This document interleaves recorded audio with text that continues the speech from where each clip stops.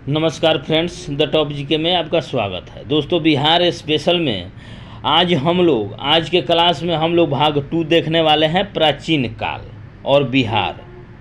इसमें हम लोग देखेंगे प्राक ऐतिहासिक काल। जो प्रश्न बनते हैं बिहार स्पेशल से, उसके प्रश्नों को हम लोग देखेंगे। आज का पहला प्रश्न है, आदि मानव के निवास के साक्ष्य बिहार के कुछ स्थानों से लगभग खाली स्थान वर्ष पूर्व मिले हैं। कितने वर्ष पूर्व मिले हैं? लगभग 1 लाख वर्ष पूर्व मिले हुए हैं। ऑप्शन नंबर डी बिल्कुल करेक्ट आंसर हो जाएगा।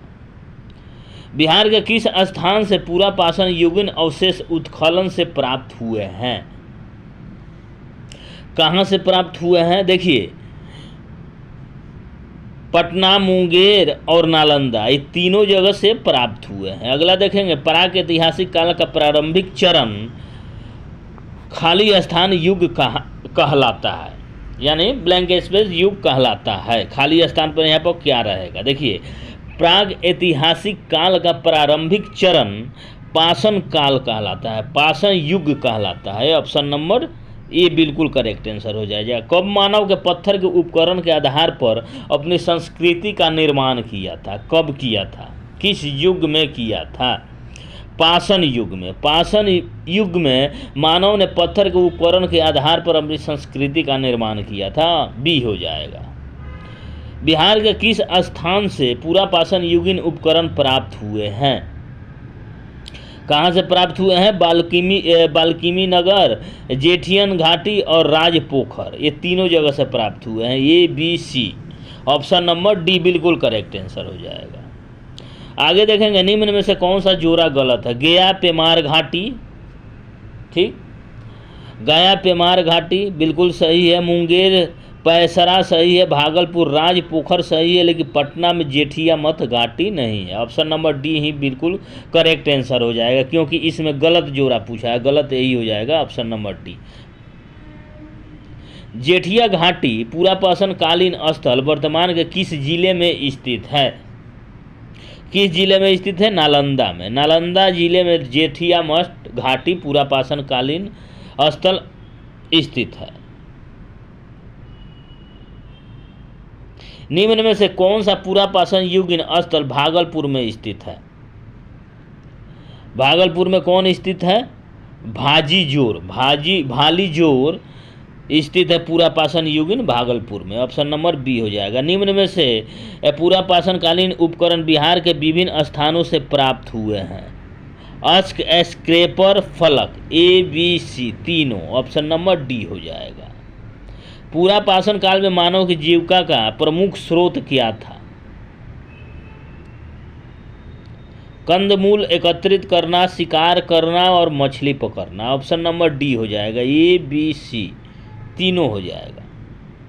बिहार के किस स्थान से प्राग ऐतिहासिक मानव के 2 चट्टानी आवास के अवशेष प्राप्त हुए हैं? कहाँ से प्राप्त हुए हैं? गया से प्राप्त हुए हैं। शेर घाटी प्राग ऐतिहासिक स्थान बिहार के किस जिले में स्थित है? शेर घाटी बिहार के वर्तमान गया जिले में स्थित है। ऑप्शन नंबर डी हो जाएगा, बिल्कुल करेक्ट आंसर। मनुष्य द्वारा कृषि कार्य प्रारंभ कब किया गया था? कब किया गया था? नवपाषाण काल में। नवपाषाण काल में मनुष्य द्वारा कृषि कार्य का प्रारंभ किया गया था। निम्न से कौन बिहार का नवपाषाण कालीन स्थल है? कौन है? मनेर, कुतुबपुर और सेनुरा। ए बी सी तीनों। ऑप्शन नंबर डी बिल्कुल करेक्ट आंसर हो जाएगा। नवपाषाण कालीन स्थल बिहार के। 15 नंबर प्रश्न देखेंगे, निम्न में से कौन सत्य नहीं है? निम्न में से कौन सत्य नहीं है? देखिए, वैशाली में चेचर अवस्थित है, रोहतास में सेनुरा है और गया में ताराडीह है, लेकिन मुंगेर में केयर नहीं है। केयर मुंगेर में नहीं है। यही आपका आंसर हो जाएगा, ऑप्शन नंबर डी, क्योंकि इसमें सत्य नहीं है, यही पूछा गया है। नवपाषाण कालीन स्थल चिराद किस नदी के तट पर अवस्थित है? चिराद किस नदी के तट पर अवस्थित है? गंगा नदी के। ऑप्शन नंबर डी हो जाएगा। चिराद का उत्खनन कब किया गया था? चिराद का उत्खनन 1962 में किया गया था। ऑप्शन नंबर सी हो जाएगा। ताराडीह नवपाषाण कालीन स्थल गया जिले में किस नदी के तट पर स्थित है? किस नदी के तट पर स्थित है? फल्गु नदी के। ऑप्शन नंबर डी हो जाएगा। निम्न में से कौन नवपाषाण कालीन स्थल कुर्दा नदी के तट पर स्थित है? कौन नदी कुर्दा नदी के तट पर अवस्थित है? सेनुआर। ऑप्शन नंबर ए हो जाएगा, सेनुआर। मानव ने पहली बार धातु के रूप में खाली स्थान का प्रयोग प्रारंभ किया था। खाली स्थान डॉट डॉट दिया गया है का प्रयोग किया था। किसका प्रयोग किया था? तामा का। पहली बार मानव ने तामा धातु का प्रयोग किया था। ऑप्शन नंबर बी हो जाएगा। बिहार में ताम्रपाषाण संस्कृति के प्रमाण कहाँ से प्राप्त हुए हैं? कहाँ से प्राप्त हुए हैं? अरियप, सेनुआर और मनेर तीनों जगह से प्राप्त हुए हैं। ऑप्शन नंबर डी बिल्कुल करेक्ट आंसर हो जाएगा, ए, बी और सी। 1050 ईस्वी पूर्व के आसपास गंगा घाटी में अंतरजीखेरा उत्तर प्रदेश में जो स्थित है से किस धातु के मिलने का प्रमाण मिलता है? किस धातु के मिलने का प्रमाण मिलता है? लोहा का। 1050 ईस्वी के आसपास गंगा घाटी में जो उत्तर प्रदेश में अंतरजीखेरा है वहाँ से लोहा धातु के मिलने का प्रमाण मिलता है। लौह युग खाली स्थान युग का काल है। लौह युग डॉट डॉट युग का स्थान है। किस युग का स्थान है? लौह युग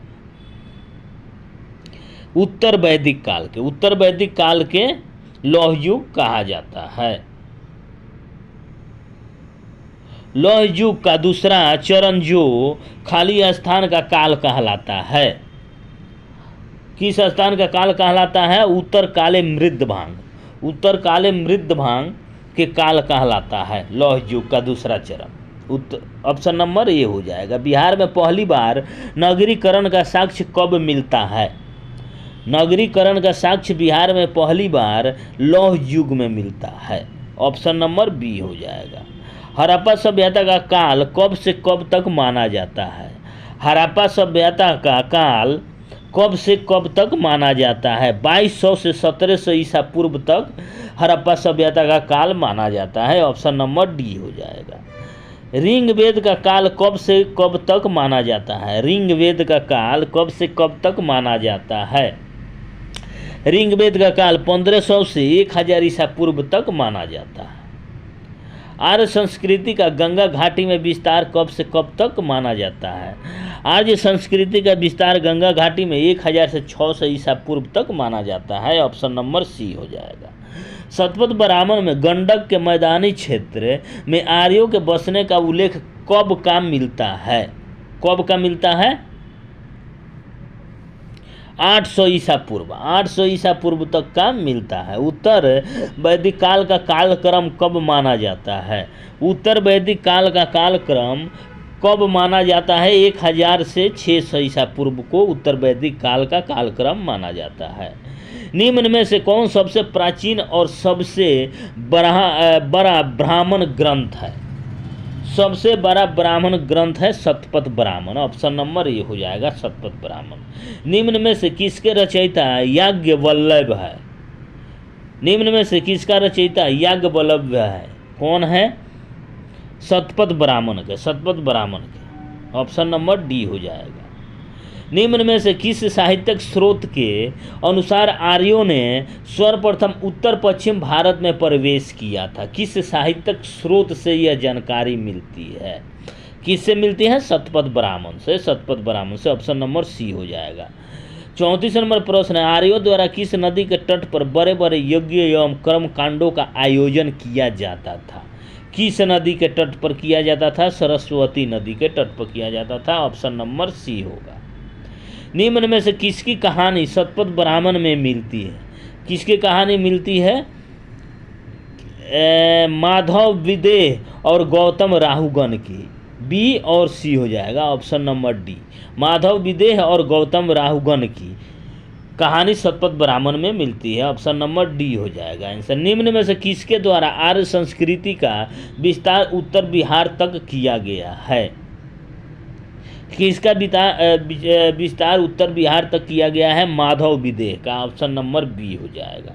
निम्न में से किस नदी को सदा नीरा कहा जाता है? गंडक नदी को सदा नीरा कहा जाता है। ऑप्शन नंबर बी हो जाएगा। आर्यों के मिथिला विदेह क्षेत्र में विस्तार एवं बसने का प्रमाण खाली स्थान से मिलता है। किस स्थान से मिलता है? शतपथ ब्राह्मण से। ऑप्शन नंबर डी हो जाएगा। आर्यों के मिथिला विदेह क्षेत्र में विस्तार एवं बसने का प्रमाण शतपथ ब्राह्मण से मिलता है। ऑप्शन नंबर डी हो जाएगा। निम्न में से कहाँ के राजा दार्शनिक एवं विद्वान थे जिन्होंने उपनिषदों की रचना करवाई थी? किसने करवाई थी? विदेह के राजा। विदेह के राजा ने दार्शनिक और विद्वान भी थे जिन्होंने उपनिषद की रचना करवाई थी। ऑप्शन नंबर बी बिल्कुल करेक्ट आंसर हो जाएगा। अब हम लोग देखेंगे प्राचीन बिहार में सामाजिक एवं धार्मिक सुधार आंदोलन। इसमें देखेंगे बौद्ध धर्म। सबसे पहले देखेंगे हम लोग बौद्ध धर्म। 6ठी सदी ईसा पूर्व में धार्मिक आंदोलन का प्रमुख केंद्र था। कहाँ केंद्र था? मगध। 6ठी सदी ईसा पूर्व में धार्मिक आंदोलन का प्रमुख केंद्र था मगध। निम्न में से किस वेद में वर्ण व्यवस्था की चर्चा मिलती है? किस वेद में मिलती है? ऋग वेद में। ऑप्शन नंबर ए हो जाएगा, ऋग वेद में। धार्मिक आंदोलन का कौन सा कारण नहीं है? धार्मिक आंदोलन का इसमें कौन सा कारण नहीं है? राजनीतिक विकेंद्रीकरण नहीं है। बल उसके बाद यज्ञ, कर्मकांड, ब्राह्मणों की श्रेष्ठता और पशु बलि, ये तीनों है धार्मिक आंदोलन का कारण, लेकिन राजनीतिक विकेंद्रीकरण नहीं है। तो इसमें पूछा है कौन नहीं है, यही आंसर हो जाएगा ऑप्शन नंबर डी। खाली स्थान सदी के पूर्व तक छुआछूत जैसी कुरीतियां कठोर रूप ग्रहण कर चुकी थी। कब कर चुकी थी? 6ठी सदी के पूर्व तक छुआछूत जैसी कुरीतियां कठोर रूप ग्रहण कर चुकी थी। ऑप्शन नंबर ये हो जाएगा 6ठी सदी। खाली स्थान काल में बड़े बड़े यज्ञों में पशु बलि की जाती थी। कब की जाती थी? उत्तर वैदिक काल। उत्तर वैदिक काल में बड़े बड़े यज्ञों में पशु बलि की जाती थी। ऑप्शन नंबर बी हो जाएगा। उत्तर वैदिक काल में कितने संप्रदायों का उदय हुआ था? उत्तर वैदिक काल में कितने संप्रदायों का उदय हुआ था? 62 संप्रदायों का उदय हुआ था। Option number C. निम्न में से किस संप्रदाय की जन्मभूमि और कर्मभूमि बिहार रही है? किसकी रही है? बौद्ध, जैन और सिख तीनों की कर्म भूमि नहीं, बौद्ध धर्म और जैन धर्म, सिख की नहीं, बौद्ध धर्म और जैन धर्म की कर्म भूमि और जन्मभूमि बिहार रही है। तो ऑप्शन नंबर डी बिल्कुल करेक्ट आंसर हो जाएगा, ए और बी। महात्मा बुद्ध ने कितने वर्ष की अवस्था में गृह त्याग किया था? महात्मा बुद्ध ने कितने वर्ष की आयु में गृह त्याग किया था? 29 वर्ष की अवस्था में। ऑप्शन नंबर ये हो जाएगा। बौद्ध धर्म का संस्थापक किसे माना जाता है? बौद्ध धर्म का संस्थापक किसे माना जाता है? गौतम बुद्ध को। गौतम बुद्ध को माना जाता है बौद्ध धर्म के संस्थापक। गौतम बुद्ध का जन्म कहाँ हुआ था? गौतम बुद्ध का जन्म लुम्बिनी में हुआ था। कहाँ हुआ था? लुम्बिनी में। गौतम बुद्ध का जन्म लुम्बिनी में हुआ था। ऑप्शन नंबर बी हो जाएगा। गौतम बुद्ध कपिल वस्तु के शाक्य कुल के खाली स्थान राजा सुधोधन के पुत्र थे। गौतम बुद्ध कपिल वस्तु के शाक्य कुल के क्षत्रिय राजा सुधोधन के पुत्र थे। किसके थे? क्षत्रिय। महात्मा बुद्ध की माता का क्या नाम था? महामाया देवी। महात्मा बुद्ध की माता का क्या नाम था? महामाया देवी। ऑप्शन नंबर सी बिल्कुल करेक्ट आंसर हो जाएगा। 13 नंबर प्रश्न देखेंगे। निम्न में से कौन गौतम बुद्ध की सौतेली माँ थी? कौन थी? प्रजापति गौतमी। प्रजापति गौतमी महात्मा बुद्ध की सौतेली माँ थी। ऑप्शन नंबर डी हो जाएगा। गौतम बुद्ध के बचपन का नाम क्या था? गौतम बुद्ध के बचपन का नाम क्या था? सिद्धार्थ। गौतम बुद्ध के बचपन का नाम था सिद्धार्थ। चीनी साहित्य के अनुसार गौतम बुद्ध का जन्म कब हुआ था? चीनी साहित्य के अनुसार गौतम बुद्ध का जन्म 563 ईसा पूर्व में हुआ था। महात्मा बुद्ध किस गोत्र से संबंधित है? महात्मा बुद्ध गौतम गोत्र से संबंधित थे। ऑप्शन नंबर बी बिल्कुल करेक्ट हो जाएगा। महात्मा बुद्ध की मृत्यु कब हुई थी? महात्मा बुद्ध की मृत्यु 483 ईसा पूर्व में हुई थी। ऑप्शन नंबर सी बिल्कुल करेक्ट आंसर हो जाएगा। महात्मा बुद्ध की मृत्यु कितने वर्ष की अवस्था में हुई थी? 80 वर्ष की अवस्था में हुई थी महात्मा बुद्ध की मृत्यु। गौतम बुद्ध के जन्म के समय खाली स्थान नामक भविष्यवक्ता ने राजा सुधोधन से कहा कि यह बालक सन्यासी बनेगा। किसने कहा था? कालदेवल ने भविष्यवाणी किया था कि यह बालक गौतम बुद्ध यानी यह बालक एक दिन सन्यासी बनेगा। कालदेवल होगा। कितने वर्ष की अवस्था में गौतम बुद्ध का विवाह हुआ था? कितने वर्ष की अवस्था में गौतम बुद्ध का विवाह हुआ था? 16 वर्ष की अवस्था में। ऑप्शन नंबर बी होगा। गौतम बुद्ध की पत्नी का क्या नाम था? गौतम बुद्ध की पत्नी का क्या नाम था? यशोधरा था गौतम बुद्ध की पत्नी का नाम। ऑप्शन नंबर डी हो जाएगा। गौतम बुद्ध के पुत्र का क्या नाम था? गौतम बुद्ध के पुत्र का नाम था राहुल। ऑप्शन नंबर सी होगा। बुद्ध ने भ्रमण के क्रम में निम्न में से क्या नहीं देखा था? गौतम बुद्ध ने जब भ्रमण किया उस समय उन्होंने क्या नहीं देखा था? रोगी देखा था, सन्यासी देखा था, मृत देखा था, लेकिन महिला नहीं देखा था। ऑप्शन नंबर बी बिल्कुल करेक्ट आंसर हो जाएगा इस प्रश्न का। गौतम बुद्ध खाली स्थान के अनुसार गौतम बुद्ध को चारों चिन्ह एक ही यात्रा में दिखाई दिए थे। किस बौद्ध साहित्य के अनुसार गौतम बुद्ध को चारों चिन्ह एक ही यात्रा में दिखाई दिए थे? किस में दिखाई दिए थे? दीर्घ निकाय में। ऑप्शन नंबर डी बिल्कुल करेक्ट आंसर हो जाएगा, दीर्घ निकाय। गौतम बुद्ध के गृह त्याग को किस नाम से जाना जाता है? गौतम बुद्ध के गृह त्याग को महाविनिष्क्रमण के नाम से जाना जाता है। ऑप्शन नंबर ए बिल्कुल करेक्ट आंसर हो जाएगा। आगे देखेंगे गौतम बुद्ध के अश्व का क्या नाम था? गौतम बुद्ध के अश्व का क्या नाम था? कंठक नाम था। ऑप्शन नंबर सी हो जाएगा। गौतम बुद्ध के अश्व का नाम था कंठक। गौतम बुद्ध का जन्म, मृत्यु और ज्ञान प्राप्ति खाली स्थान पूर्णिमा को हुई थी। किस पूर्णिमा को हुई थी? वैशाख पूर्णिमा। गौतम बुद्ध का जन्म, मृत्यु और ज्ञान की प्राप्ति वैशाख पूर्णिमा को हुई थी। ऑप्शन नंबर बी बिल्कुल करेक्ट आंसर हो जाएगा। गौतम बुद्ध ने गृह त्याग कब किया था? गौतम बुद्ध ने गृह त्याग कब किया था? आषाढ़ पूर्णिमा के दिन। ऑप्शन नंबर डी हो जाएगा। बुद्ध ने अनुबिन नामक स्थान पर किस नदी के किनारे प्रवज्या यानी संन्यास धारण किया था? किस नदी के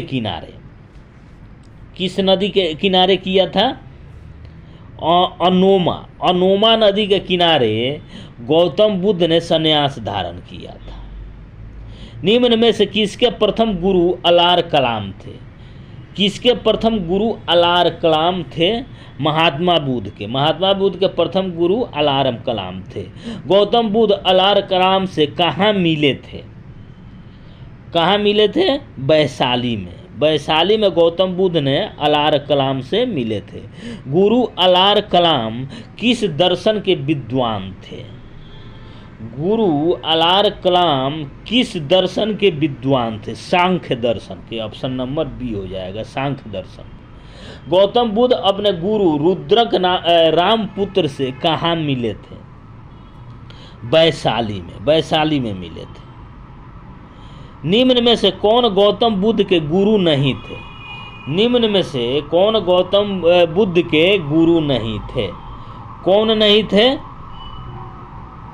याज्ञवल्क्य और नागार्जुन, ये गौतम बुद्ध के गुरु नहीं थे। ऑप्शन नंबर डी बिल्कुल करेक्ट आंसर हो जाएगा, ए और बी। कहाँ के वन में गौतम बुद्ध ने कठिन तपस्या प्रारंभ की थी? कहाँ के वन में? उरुबेला के वन में गौतम बुद्ध ने कठिन तपस्या प्रारंभ की थी। अपने कितने साथियों के साथ बुद्ध ने तपस्या प्रारंभ की थी?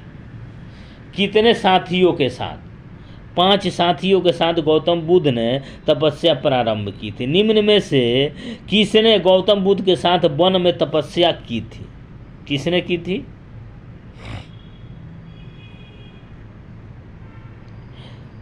कौंडिल्य ने गौतम बुद्ध के साथ वन में तपस्या प्रारंभ की थी। निम्न में से किसने महात्मा बुद्ध के साथ उरुबेला वन में तपस्या की थी? किसने की थी?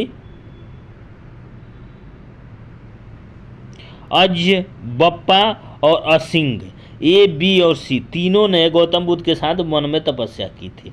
पुनः गौतम बुद्ध ने किस नदी के तट पर तपस्या प्रारंभ की थी?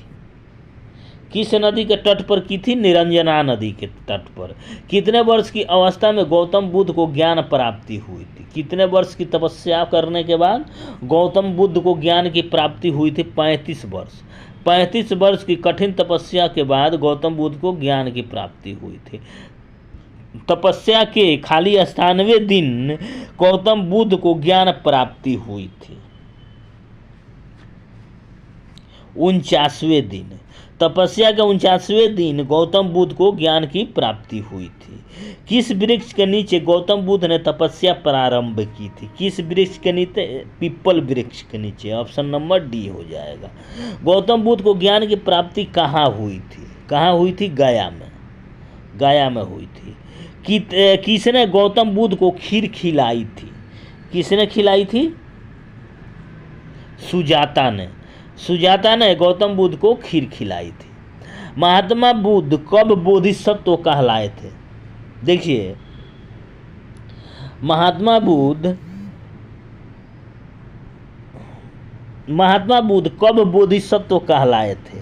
ज्ञान प्राप्ति के बाद। ज्ञान प्राप्ति के बाद महात्मा बुद्ध बोधिसत्व कहलाए थे।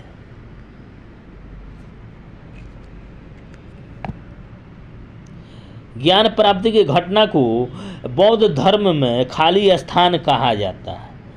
क्या कहला जाता है? कैवल्य। कैवल्य कहा जाता है ज्ञान प्राप्ति की घटना को बौद्ध धर्म में। बुद्ध ने सर्वप्रथम कहाँ अपना शिष्य बनाया था?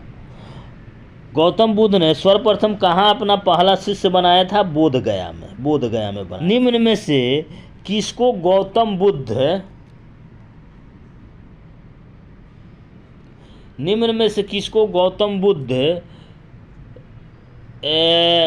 ने बोधगया में अपना शिष्य बनाया था? किसे बनाया था बोधगया में? तपासु और कालिक को। ए, बी और सी, डी हो जाएगा। ऑप्शन नंबर डी बिल्कुल करेक्ट आंसर हो जाएगा। ज्ञान प्राप्ति के बाद गौतम बुद्ध सर्वप्रथम कहाँ गए थे? ज्ञान प्राप्ति के बाद गौतम बुद्ध सर्वप्रथम सारनाथ गए थे। महात्मा बुद्ध ने अपना प्रथम उपदेश कहाँ दिया था? सारनाथ। गौतम बुद्ध ने अपना प्रथम उपदेश कहाँ दिया था? सारनाथ में। ऑप्शन नंबर सी हो जाएगा। बुद्ध द्वारा दिया गया प्रथम उपदेश क्या कहलाता है? गौतम बुद्ध द्वारा दिया गया प्रथम उपदेश क्या कहलाता है? धर्म चक्र परिवर्तन। ऑप्शन नंबर डी हो जाएगा। बौद्ध संघ की स्थापना कहाँ हुई थी? बौद्ध संघ की स्थापना सारनाथ में हुई थी। ऑप्शन नंबर बी होगा। प्रथम उपदेश देने के बाद बुद्ध सारनाथ से कहाँ गए थे? प्रथम उपदेश देने के बाद गौतम बुद्ध सारनाथ से कहाँ गए थे? वाराणसी। वाराणसी गए थे। ऑप्शन नंबर बी हो जाएगा। वाराणसी में महात्मा बुद्ध किसके घर रुके थे? किसके घर रुके थे? षष्टिपुत्र के घर पर रुके थे वाराणसी में। किस शासक ने गौतम बुद्ध को बेनीवन बिहार दान में दिया था? किस शासक ने गौतम बुद्ध को बेनीवन बिहार दान में दिया था? कौन दिया था? बिंबिसार। ऑप्शन नंबर ए हो जाएगा। निम्न में से कौन गौतम बुद्ध का शिष्य नहीं था? निम्न में से कौन गौतम बुद्ध का शिष्य नहीं था? जम्बुत। जम्बुत गौतम बुद्ध का शिष्य नहीं था।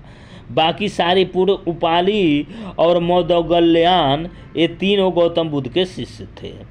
सारीपुत्र एवं उपाली गौतम बुद्ध के शिष्य कहाँ बने थे? कहाँ बने थे?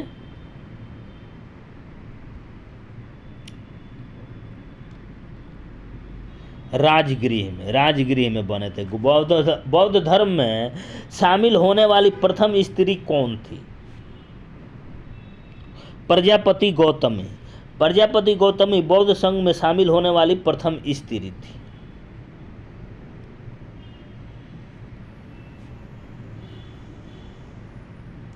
किसके कहने पर गौतम बुद्ध ने स्त्रियों को बौद्ध संघ में शामिल किया था? किसके कहने पर गौतम बुद्ध ने स्त्रियों को बौद्ध संघ में शामिल किया था? किसके कहने पर? आनंद के कहने पर गौतम बुद्ध ने स्त्रियों को भी बौद्ध संघ में शामिल किया था। स्त्रियों के बौद्ध संघ में शामिल होने पर किसने कहा था कि जो बौद्ध धर्म 1000 वर्षों तक चलता वह अब 50-100 वर्षों में ही समाप्त हो जाएगा?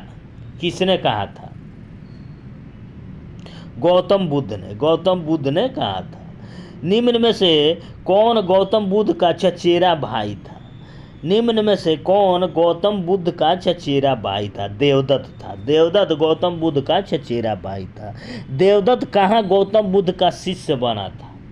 गौतम कहाँ गौतम बुद्ध का शिष्य बना था? लुम्बिनी में बना था। ज्ञान प्राप्ति के कितने वर्षों बाद गौतम बुद्ध वैशाली पहुँचे? ज्ञान प्राप्ति के कितने वर्षों बाद गौतम बुद्ध वैशाली पहुंचे थे? 8 वर्षों के बाद। 8 वर्षों के बाद। कहाँ के शासक ने गौतम बुद्ध को कुटनग्रशाला नामक विहार दान में दिया था? कहाँ के शासक ने दिया था? लिच्छवी के शासक गौतम बुद्ध को कुटनग्रशाला नामक विहार दान में दिया था। ऑप्शन नंबर डी हो जाएगा।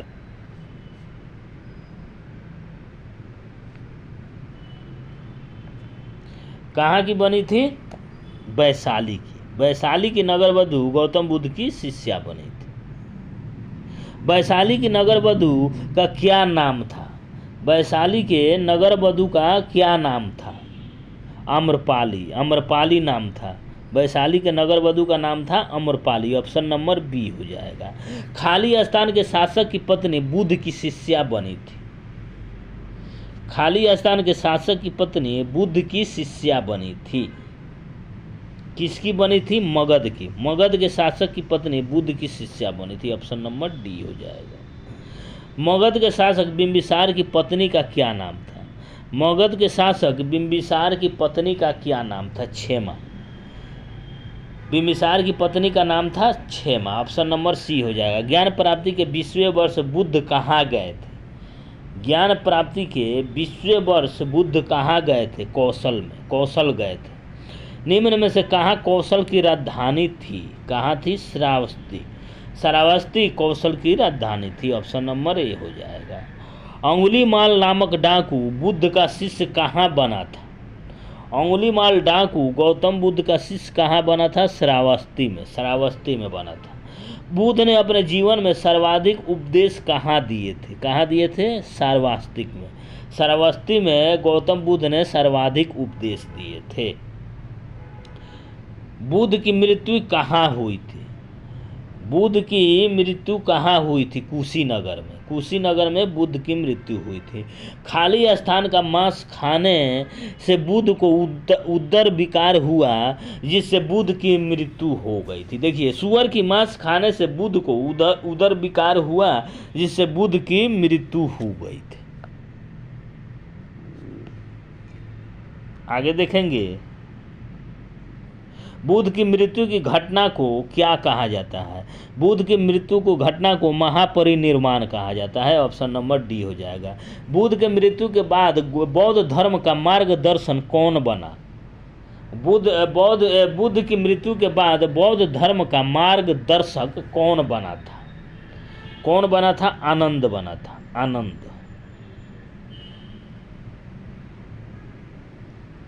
निम्न में से किसका अंतिम वाक्य अप दीपो भव था? किसका था? गौतम बुद्ध का अंतिम वाक्य अप दीपो भव था। बुद्ध के अस्थि अवशेषों को कितने भागों में बांटा गया है? 8 भागों में बांटा गया है। बुद्ध के अस्थि अवशेष प्राप्त कर उस पर खाली स्थान का निर्माण किया गया है। किसका निर्माण किया गया है? स्तूप का निर्माण किया गया है। कोई भी व्यक्ति खाली स्थान की आज्ञा के बिना संघ में प्रवेश नहीं कर सकता था। किसके आज्ञा के बिना? माता पिता के आज्ञा के बिना संघ में प्रवेश नहीं कर सकता था। निम्न में से कहाँ बुद्ध के अस्थि अवशेषों पर स्तूप का निर्माण नहीं हुआ है? कहाँ नहीं हुआ है? विदेह में बुद्ध के अस्थि अवशेषों पर स्तूप का निर्माण नहीं हुआ। बाकी रामग्राम, पिलवीवन और पावा, ये तीनों जगह हुआ है। निम्न में से कौन बौद्ध धर्म का अनुयायी नहीं था? कौन नहीं था? उदयन जो था बौद्ध धर्म का अनुयायी नहीं था। निम्न में से कौन महात्मा बुद्ध का शिष्य नहीं था? निम्न में से कौन महात्मा बुद्ध का शिष्य नहीं था? जीवक, महाकश्यप और सुनीत, ये तीनों गौतम बुद्ध के शिष्य नहीं थे। निम्न में से कौन स्त्री बौद्ध धर्मानुयायी नहीं थी? निम्न में से कौन सी स्त्री बौद्ध धर्मानुयायी नहीं थी? कौन नहीं थी? प्रियदर्शना बौद्ध धर्मानुयायी नहीं थी। गौतम बुद्ध ने अपने कितने आर्य सत्यों का प्रतिपादन किया था? गौतम बुद्ध ने अपने कितने आर्य सत्यों का प्रतिपादन किया था? 4 आर्य सत्यों का प्रतिपादन गौतम बुद्ध ने किया था। अष्टांगिक मार्ग किस धर्म से संबंधित है? बौद्ध धर्म से संबंधित है। निम्न में से कौन सा अष्टांगिक मार्ग के अंतर्गत आते हैं? अष्टांगिक मार्ग के अंतर्गत कौन आते हैं? सम्यक दृष्टि, सम्यक आजीवन, सम्यक व्यायाम, यह तीनों आते हैं। ऑप्शन नंबर डी हो जाएगा। निम्न में से कौन अष्टांगिक मार्ग के अंतर्गत नहीं आता है? कौन नहीं आता है? 88 नंबर प्रश्न देखेंगे। निम्न में कौन अष्टांगिक मार्ग के अंतर्गत नहीं आता है? सम्यक ज्ञान नहीं आता है अष्टांगिक मार्ग के अंतर्गत। बौद्ध धर्म में अष्टांगिक मार्ग पर चलने के लिए एवं जीवन में नैतिक आचरण करने के लिए कितने शील बनाए गए हैं?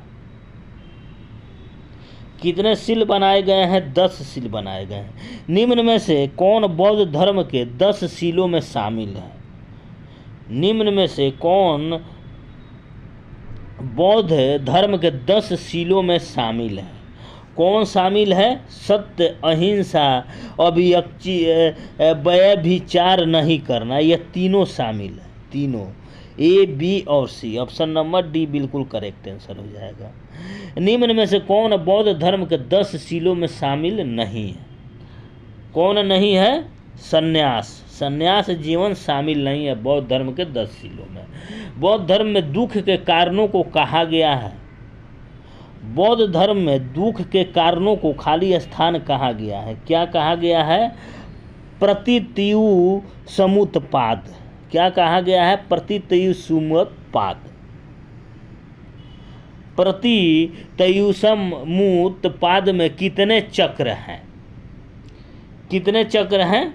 12 चक्र है। 12 चक्र है। ऑप्शन नंबर सी हो जाएगा। बौद्ध धर्म खाली स्थान धर्म है।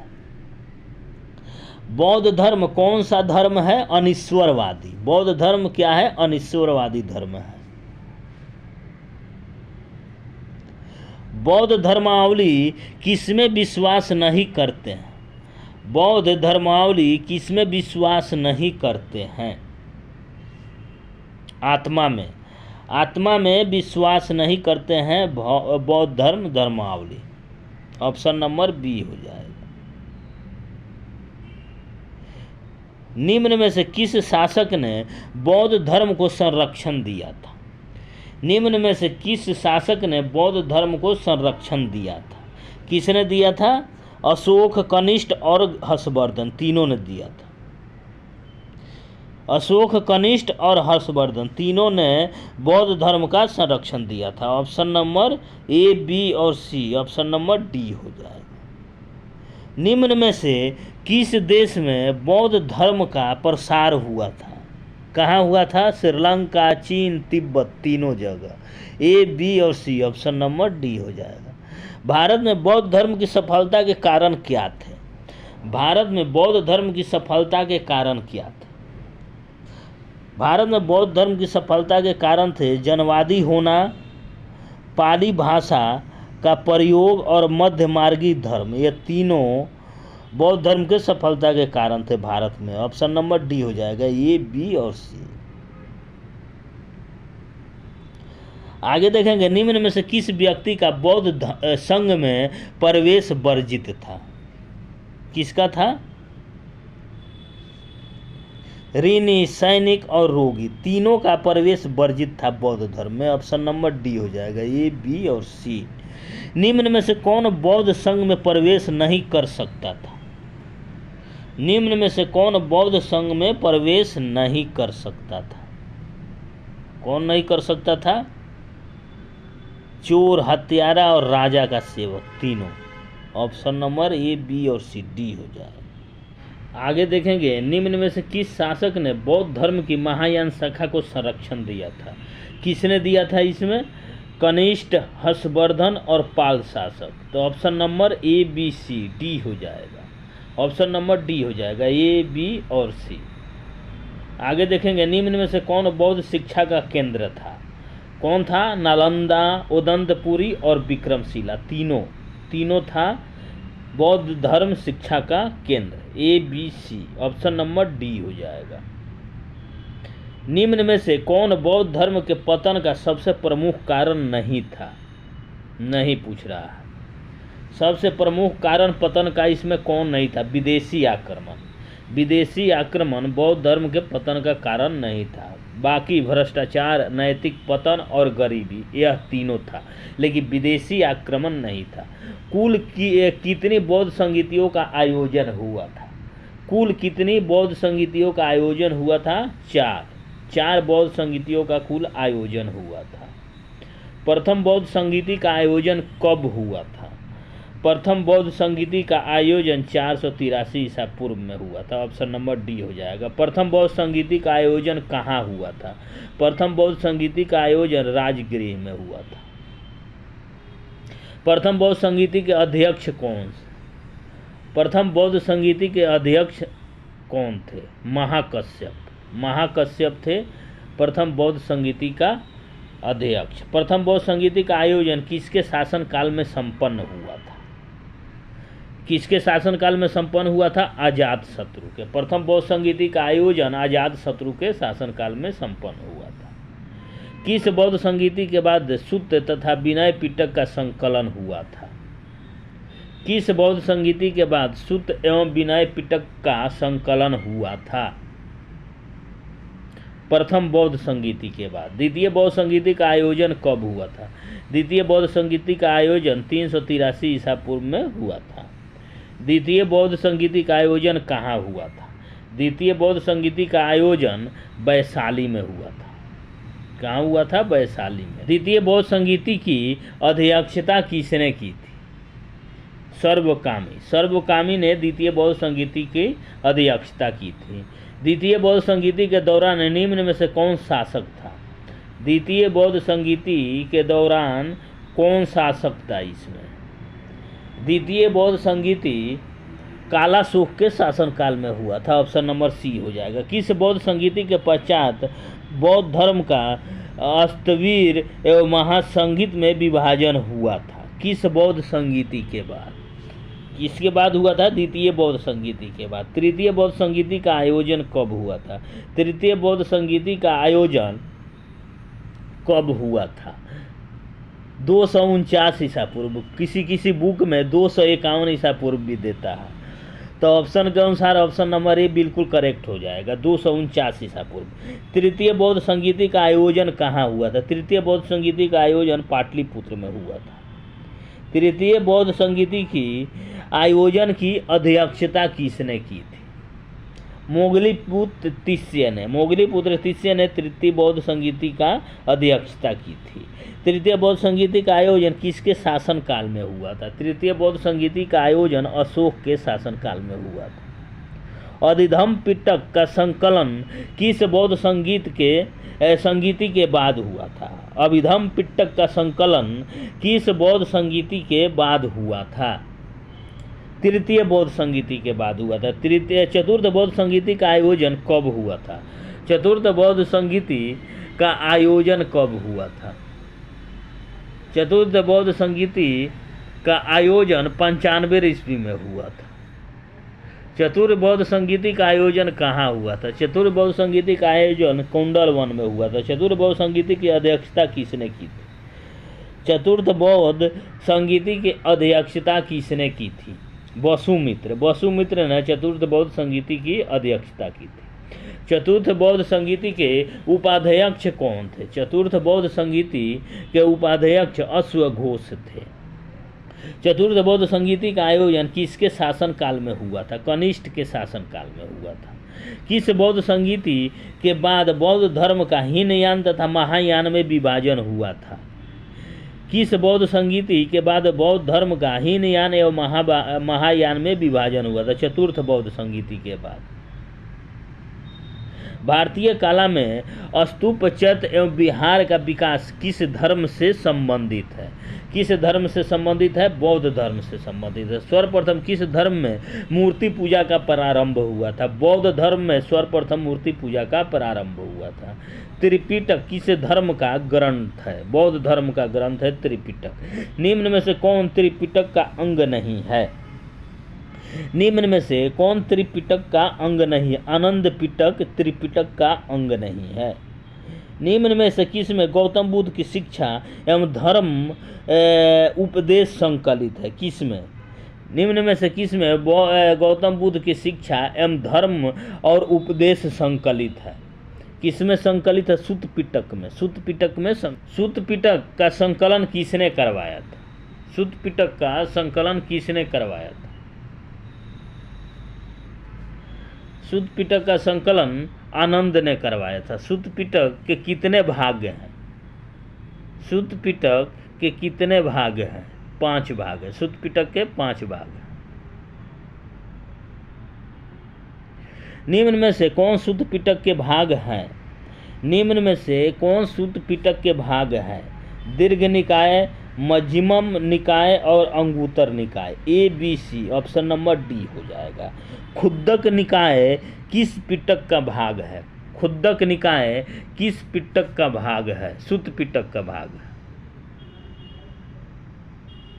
निम्न में से किस निकाय में बुद्ध के उपदेश, अष्टांगिक मार्ग एवं महानिर्वाण का वर्णन है? निम्न में से किस निकाय में बुद्ध के उपदेश, अष्टांगिक मार्ग एवं महापरिनिर्वाण का वर्णन है? किसमें है? दीर्घ निकाय में। दीर्घ निकाय में। पहली बार 16 महाजनपदों का वर्णन कहाँ मिलता है? पहली बार 16 महाजनपदों का वर्णन कहाँ मिलता है? अंगुत्तर निकाय में। निम्न में से किस निकाय में बुद्ध के पुनर्जन्म से संबंधित 549 जातक कहानियों का संग्रह है? किसमें है? खुद्दक निकाय में। खुद्दक निकाय में। विनय पिटक का संकलन किसने करवाया था? विनय पिटक का संकलन किसने कराया था? उपाली ने। उपाली ने कराया था विनय पिटक का संकलन। निम्न में से किस में बौद्ध धर्म के नियमों का संकलन है? निम्न में से किस में बौद्ध धर्म के नियमों का संकलन है? किस में है? विनय पिटक में। विनय पिटक में। विनय पिटक के कितने भाग है? विनय पिटक के कितने भाग है? 3 भाग है। विनय पिटक के 3 भाग है। निम्न में से कौन विनय पिटक का भाग नहीं? निम्न में से कौन विनय पिटक का भाग नहीं है? मध्यम। मध्यम विनय पिटक का भाग नहीं है। निम्न में से किस पिटक का संकलन प्रश्नोत्तर के रूप में हुआ है? निम्न में से किस पिटक का संकलन प्रश्नोत्तर के रूप में हुआ है? अभिधम पिटक। अभिधम पिटक का संकलन प्रश्नोत्तर के रूप में हुआ है। बौद्ध दर्शन का संकलन किस पिटक में हुआ है? बौद्ध दर्शन का संकलन किस पिटक में हुआ है? अभिधम पिटक में। अभिधम पिटक में बौद्ध दर्शन का संकलन हुआ है। निम्न में से किसके द्वारा अभिधम पिटक का संकलन कराया गया था? मोगलीपुत्र तिष्य के द्वारा, मोगलीपुत्र तिष्य के द्वारा अभिधम पिटक का संकलन करवाया गया था। जातक कथाओं की कुल संख्या कितनी है? जातक कथाओं की कुल संख्या कितनी है? 549 जातक कथाओं की संख्या है। मिलिंद पंदो पुस्तक का संबंध किस संप्रदाय से है? मिलिंद पंदो पुस्तक का संबंध किस संप्रदाय से है? बौद्ध संप्रदाय से। बौद्ध संप्रदाय से संबंध है मिलिंद पंदो का। मिलिंद पंदो के लेखक कौन है? नागसेन। मिलिंद पंदो के लेखक कौन है? नागसेन है। निम्न में से किस साहित्य में यूनानी शासक मिनांदर और बौद्ध आचार्य नागसेन मध्य वार्तालाप का वर्णन मिलता है? किस में मिलता है? मिलिंद पंदो में। मिलिंद पंदो में मिलता है। मिनांदर कहाँ का शासक था? मिनांदर कहाँ का शासक था? बैक्ट्रिया का। बैक्ट्रिया का शासक था मिनांदर। बौद्ध साहित्य किस भाषा में लिखित है? बौद्ध साहित्य किस भाषा में लिखित है? पाली भाषा में। पाली भाषा में बौद्ध साहित्य लिखित है। विशुद्धि मग्ग किस संप्रदाय से संबंधित साहित्य है? विशुद्धि मग्ग किस संप्रदाय से संबंधित साहित्य है? बौद्ध धर्म से। बौद्ध धर्म से संबंधित साहित्य है। विशुद्धि मग्ग के लेखक कौन है? विशुद्धि मग्ग के लेखक कौन है? मोगलीपुत्र तिष्य। मोगलीपुत्र तिष्य है विशुद्धि मग्ग के लेखक। निम्न में से किस साहित्य में बौद्ध धर्म के दार्शनिक निचोड़ है? निम्न में से किस साहित्य में बौद्ध धर्म के दार्शनिक निचोड़ है? किस धर्म में है? निदान कांठा। निदान कांठा में है। निदान कांठा किस धर्म से संबंधित साहित्य है? निदान कांठा किस धर्म से संबंधित साहित्य है? बौद्ध धर्म से। निदान कांठा के लेखक कौन है? निदान कांठा के लेखक बुद्ध घोष है। बुद्ध घोष। निम्न में से कौन एकमात्र पाली भाषा में गौतम बुद्ध की जीवनी है? निम्न में से कौन एकमात्र पाली भाषा में गौतम बुद्ध की जीवनी है? कौन है? निदान कांठा। निदान कांठा। 8 कथाएं किस संप्रदाय से संबंधित है? 8 कथाएं किस संप्रदाय से संबंधित साहित्य है? किससे है? बौद्ध संप्रदाय। बौद्ध संप्रदाय से संबंधित साहित्य है। त्रिपिटकों पर लिखा गया भाष्य निम्न में से कौन है? त्रिपिटकों पर लिखा गया भाष्य निम्न में से कौन है? मिलिंद पंदो है। अभिधम्म कोश किस धर्म से संबंधित साहित्य है? अभिधम्म कोश किस धर्म से संबंधित साहित्य है? किससे संबंधित साहित्य है? बौद्ध धर्म से। बौद्ध धर्म से संबंधित साहित्य है। निम्न में से कौन अभिधम्म कोश के लेखक हैं? निम्न में से कौन अभिधम्म कोश के लेखक हैं? कौन है? वसुबंधु। वसुबंधु है। निम्न में से किस साहित्यिक से काल एवं वर्ष गणना की जानकारी मिलती है? किससे मिलती है? अभिधम्म कोश से। अभिधम्म कोश से मिलती है। संदर्भ पुंडरीक किस संप्रदाय से संबंधित साहित्य है? संदर्भ पुंडरीक किस संप्रदाय से संबंधित साहित्य है? किससे संबंधित साहित्य है? बौद्ध धर्म से। बौद्ध धर्म से संबंधित साहित्य है। संदर्भ पुंडरीक के लेखक कौन है? संदर्भ पुंडरीक के लेखक कौन है? कौन है? वसुबंधु। वसुबंधु है संदर्भ पुंडरीक के लेखक। संदर्भ पुंडरीक किस संप्रदाय से संबंधित है? संदर्भ पुंडरीक किस संप्रदाय से संबंधित है? महायान शाखा से। महायान शाखा से संबंधित है। निम्न में से किस साहित्य में भगवान बुद्ध को अमिताभ अर्थात स्वर्ग में बैठने वाला कहा गया है? किस साहित्य में भगवान बुद्ध को अमिताभ अर्थात स्वर्ग में बैठने वाला कहा गया है? किस में कहा गया है? संदर्भ पुंडरीक में। संदर्भ पुंडरीक में कहा गया है। प्रज्ञा पारमिता किस संप्रदाय से संबंधित साहित्य है? प्रज्ञा पारमिता किस संप्रदाय से संबंधित साहित्य है? बौद्ध धर्म से संबंधित साहित्य है। प्रज्ञा पारमिता के लेखक कौन है? प्रज्ञा पारमिता के लेखक कौन है? कौन है? नागार्जुन। नागार्जुन। निम्न में से किसने शून्यवाद का सिद्धांत दिया था? निम्न में से किसने शून्यवाद का सिद्धांत दिया था? नागार्जुन। नागार्जुन ने शून्यवाद का सिद्धांत दिया था। निम्न में से किस साहित्य में शून्यवाद का सिद्धांत मिलता है? निम्न में से किस साहित्य में शून्यवाद का सिद्धांत मिलता है? किस में मिलता है? प्रज्ञा पारमिता में। प्रज्ञा पारमिता में। अकुतो माया। अकुतो माया किस धर्म से संबंधित साहित्य है? अकुतो माया किस धर्म से संबंधित साहित्य है?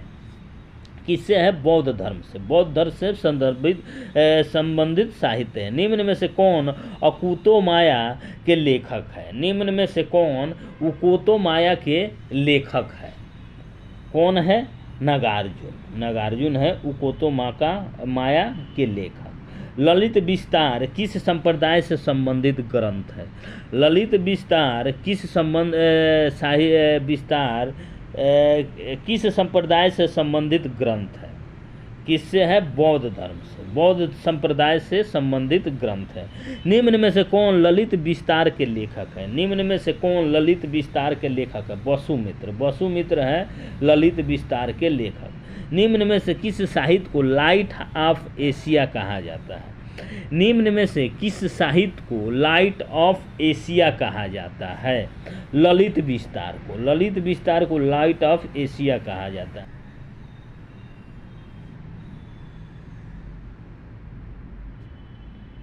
विभाषा सूत्र किस संप्रदाय से संबंधित साहित्य है? विभाषा सूत्र बौद्ध धर्म से संबंधित साहित्य है। विभाषा सूत्र के लेखक कौन है? विभाषा सूत्र के लेखक नागसेन है। नागसेन है विभाषा सूत्र के लेखक। निम्न में से किस साहित्य का संबंध चतुर्थ बौद्ध संगीति से है? निम्न में से किस साहित्य का संबंध चतुर्थ बौद्ध संगीति से है?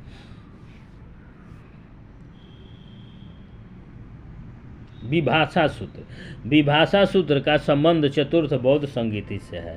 सौंदर्यानंद ग्रंथ का संबंध किस संप्रदाय से है? सौंदर्यानंद ग्रंथ का संबंध किस संप्रदाय से है? किससे है? बौद्ध धर्म से। बौद्ध धर्म से। सौंदर्यानंद ग्रंथ के लेखक कौन है? सौंदर्यानंद ग्रंथ के लेखक कौन है? कौन है? अश्वघोष। निम्न में से किस साहित्य में गौतम बुद्ध के सौतेले भाई के बौद्ध धर्म ग्रहण करने का वर्णन मिलता है? किस में मिलता है? सौंदर्यानंद में। सौंदर्यानंद में मिलता है। बुद्ध चरित्र के लेखक कौन है? बुद्ध चरित्र के लेखक कौन है? बुद्ध चरित्र के लेखक कौन है? अश्वघोष। अश्वघोष है बुद्ध चरित्र के लेखक। निम्न में से किसे बौद्ध धर्म का महाकाव्य कहा जाता है?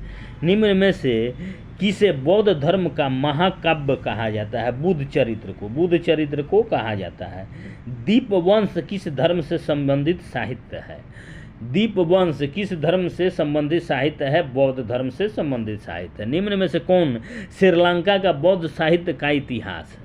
निम्न में से कौन श्रीलंका के बौद्ध साहित्य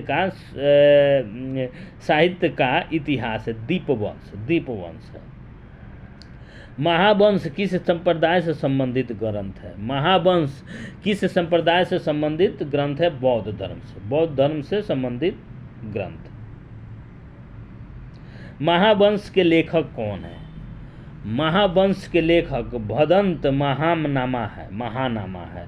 निम्न में से किस ग्रंथ से उज्जैन के वायसराय संबंधित जानकारी मिलती है? किससे मिलती है? महावंश से। महावंश से जानकारी मिलती है। तृतीय बौद्ध संगीति की जानकारी किस ग्रंथ से मिलती है? तृतीय बौद्ध संगीति की जानकारी किस ग्रंथ से मिलती है? महावंश से मिलती है। ग्रंथ वंशनथ प्रकाशिनी नामक टीका किस साहित्य पर लिखी गई है? महावंश पर लिखी गई है। दिव्यावदान किस धर्म से संबंधित ग्रंथ है? दिव्यावदान किस धर्म से संबंधित ग्रंथ है? बौद्ध धर्म से संबंधित यह ग्रंथ है दिव्यावदान। निम्न में से कौन सा बौद्ध ग्रंथ नेपाली साहित्य है? निम्न में से कौन सा बौद्ध ग्रंथ नेपाली साहित्य है? कौन है? दिव्यावदान। दिव्यावदान। दिव्यावदान के कितने भाग हैं? दिव्यावदान के 2 भाग हैं। दिव्यावदान का भाग निम्न में से कौन है? दिव्यावदान के भाग निम्न में से कौन है? अशोकावदान और कुणालावदान। ऑप्शन नंबर डी हो जाएगा, बी और सी। गौतम बुद्ध की मूल शिक्षा एवं उपदेश में विश्वास करने वाले बौद्ध भिक्षु क्या कहलाते हैं? गौतम बुद्ध की मूल शिक्षा एवं उपदेश में विश्वास करने वाले बौद्ध भिक्षु क्या कहलाते हैं? अस्तवीर कहलाते हैं। परिवर्तन चाहने वाले बौद्ध भिक्षुओं को खाली स्थान कहा जाता है, यानी खाली स्थान ... कहा जाता है। परिवर्तन चाहने वाले बौद्ध भिक्षुओं को अस्तवीर कहा जाता है, अस्तवीर कहा जाता है। अस्तवीर संप्रदाय का प्रवर्तक कौन था?